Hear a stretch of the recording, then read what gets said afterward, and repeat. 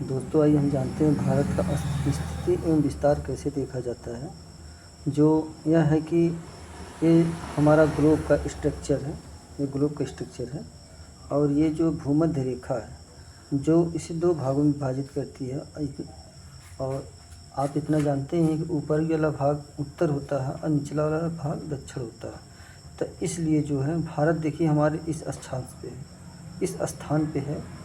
और जो हम बहुत अच्छी तरह से कह सकते हैं कि भारत उत्तरी गोलार्ध में है, क्योंकि ये हमारा ग्लोब है और ग्लोब को विभाजित करने वाली ये रेखा विषुवत रेखा है जो इसे दो भागों में विभाजित करती है, उत्तर और दक्षिण की तरफ। इसलिए हम इसे उत्तरी गोलार्ध का मतलब गोल का आधा भाग, इसे गोलार्ध कहा जाता है।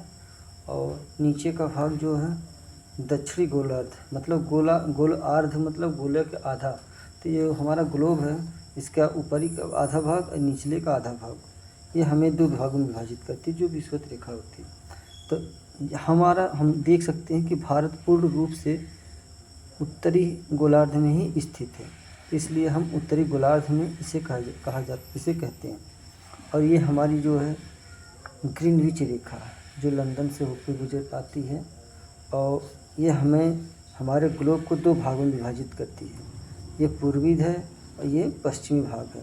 तो इसलिए ये पूर्वी हो गया, ये पूरब है और ये उत्तर भी है। इससे देखा जाए विषुवत रेखा से देखा जाए तो उत्तर है और ग्रीनविच रेखा से देखा जाए तो पूर्व है। इसलिए हम इसे बहुत अच्छी तरह से कह सकते हैं कि भारत हमारा उत्तरी गोलार्ध और पूर्वी गोलार्ध में स्थित है।